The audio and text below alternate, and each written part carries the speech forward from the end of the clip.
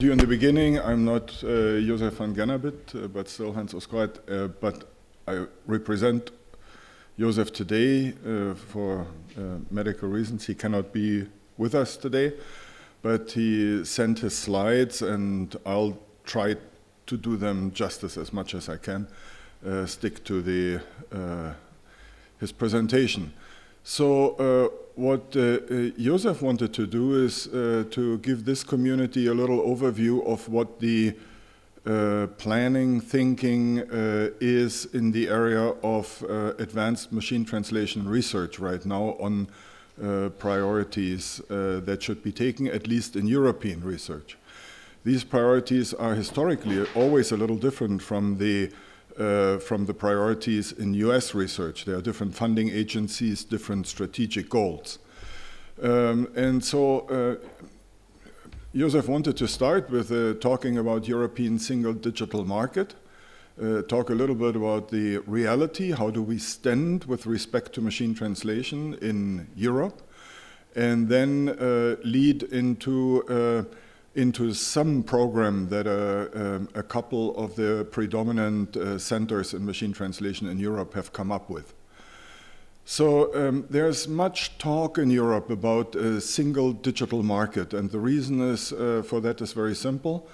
Markets are becoming very much digital markets today, and it turns out that Europe, although we have a free flow of information, of ideas, of people, no border checkpoints anymore, people can move freely, goods can move. When it comes to e-commerce and the digital world, there are still barriers. Here it says 22, this is outdated. There are 24 official EU languages, and it will soon be 25 with Icelandic. And not even this, it goes further. If you go to Barcelona, you will see that lots of the material of the world, even of shopping sites, are in Catalan.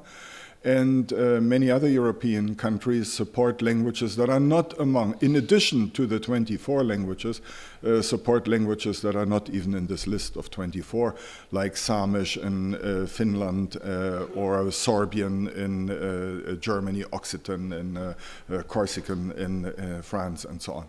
So there's there is still, this is not the map of the countries, but the map of the languages. There are still language boundaries, and if you look into the into the reality today, you see that even on the political level, where there is a strong commitment of the European Union and its institutions to multilingualism, even there, the translation services cannot manage the complexity anymore. So European Commission right now gives I mean, they are trying very much, they are represented here, but not everything that legally, if taken by the legal constraints given, should or has to be translated. Not everything could anymore, and the countries are fortunately realistic and not demanding everything. So right now, the European Commission gives the number of people worrying about multilingualism with 1,750 linguists, 600 support staff, 600 full-time, and 3,000 freelance interpreters. And this is European Commission. This is not yet European Parliament, Court of Justice, Court of Auditors, and all the other institutions. So, and then when you move from there into the commercial world, it's even much more fragmented. Although the European Union was supposed to give equal rights, and there's an open bidding system that has to be followed within the EU, you cannot buy any more park benches in a medium-sized German town without issuing a call for bids Europe-wide. It's impossible. So although you have now opened legally the markets, in reality, very little of the e-commerce is really offering the services in all of the languages that their customers like to be addressed in. So there's still a serious obstacle to flow. But if you look now, and those are two little graphs, one is about mono and multilingual language resources, then you see a very uneven distribution even among the official languages. So there are a few language pairs of source and target language covered in the upper left corner. Not surprisingly English, but then also French and Spanish, very well developed. In the diagonal, you see the monolingual, so from resources. And then if you go further down, then there's very little. And when it comes now to quality of machine translation, and existence of machine translation technology, you see a similar pattern. And there you see some differences. You see, for instance, take for instance German. German is very bad as a target language. It's working decent, not really very well as a source language for machine translation, but as a target language, it's really among the worst. And so you get. So now we are faced with two problems. In addition to the general problem of machine translation, the quality problem, and that is that after 60 years of research, there are certain problems that still cannot be done neither by the best rule-based nor by the best statistical systems when it comes to semantics.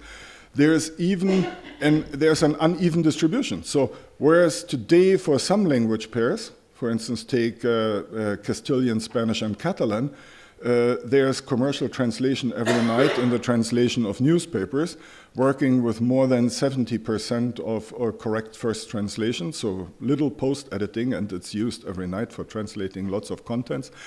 It goes down to language pairs like, let's take Finnish and German or so, where sometimes for newspapers, the number of correctly translated sentences into German can be as low as 6%. Yeah? The sentences, the fragments, the segments that you can use without any post-editing. So there's quite a difference in quality, and that needs to be accounted for.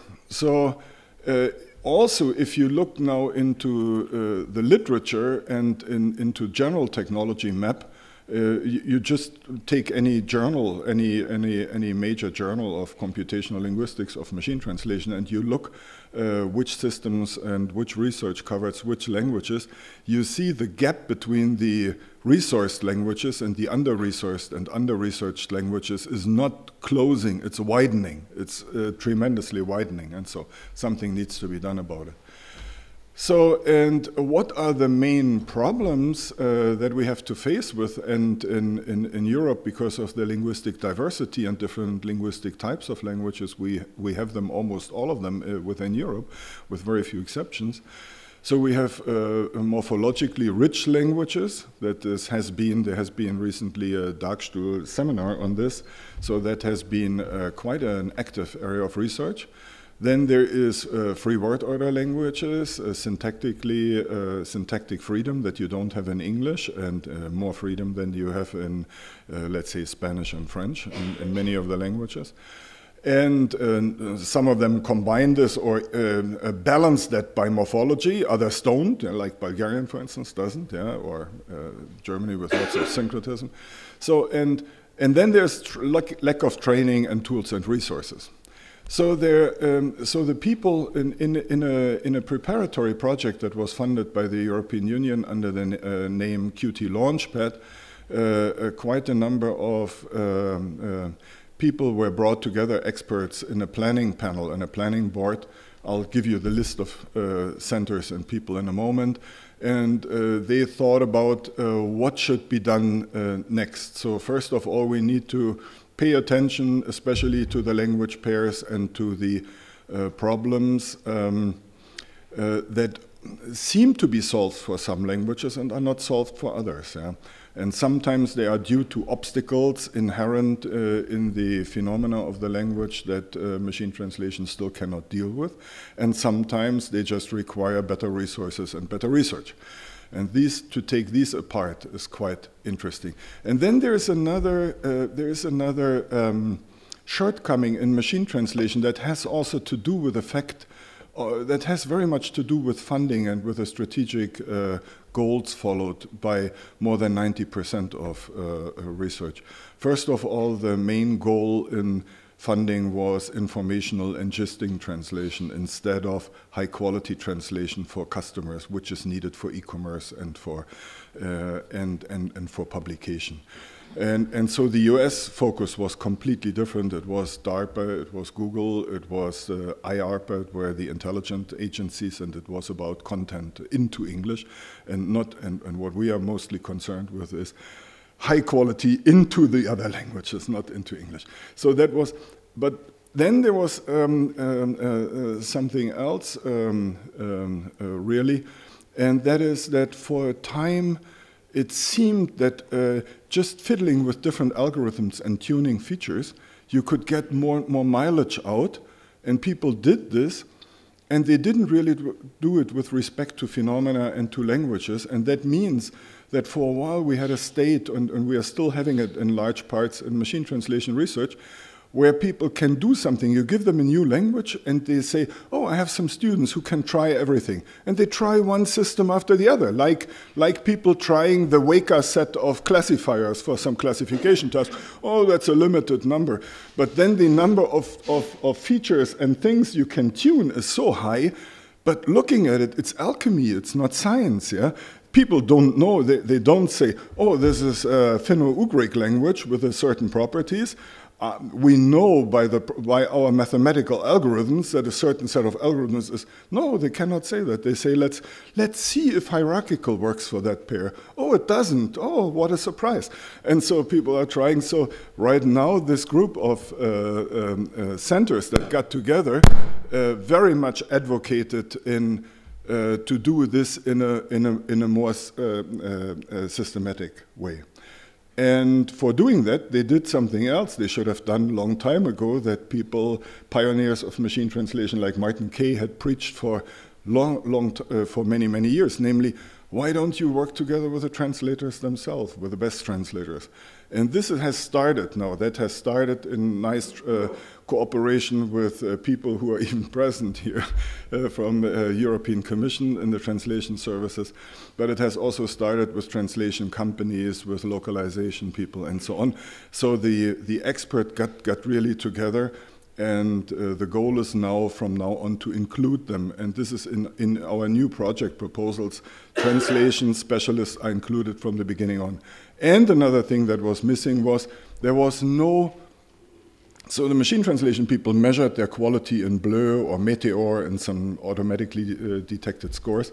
And in the translation industries, there are completely different ways of measuring quality. And so also people in this room here, together with mainly Arl and people who are not here, but many of you have tried this. I talked to several participants who have tried it.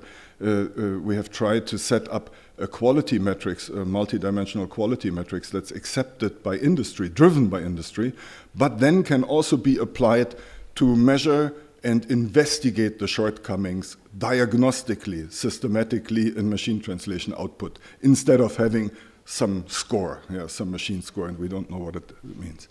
So this is all in the work plan. The idea is to have shared tasks and then have certain directions in research. I won't go into now, but circle them around shared tasks. And in these shared tasks, not only measure BLEU scores, not only measure subjective first comparisons between translations by humans, as we did for many years in the WMT contests, but really go diagnostically, pay the additional money, and have people look and see which are the remaining errors and what are the quality barriers that really need to be faced. And then also to build a bridge between the top-level research and applied projects, because in this call, in the last call for proposals by the European Union, you had call for both, actually for 3 types of actions: for advanced research, for application pilots, especially in those languages that need work most, and application areas, and the third, infrastructures.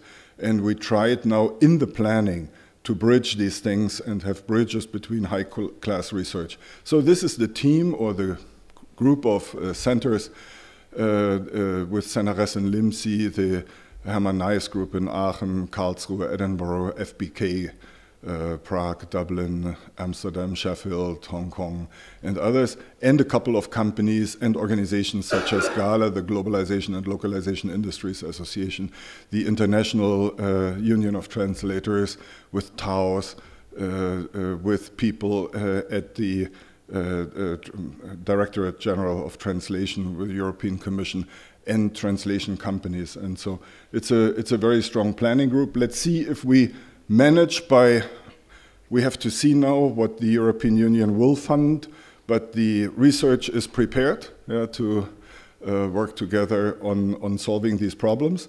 And this community is very, very much aware of the data world, of multilingual linked open data and the multilingual web work, and they are ready to combine things, so there are many interactions with this community here. Thank you very much for your attention.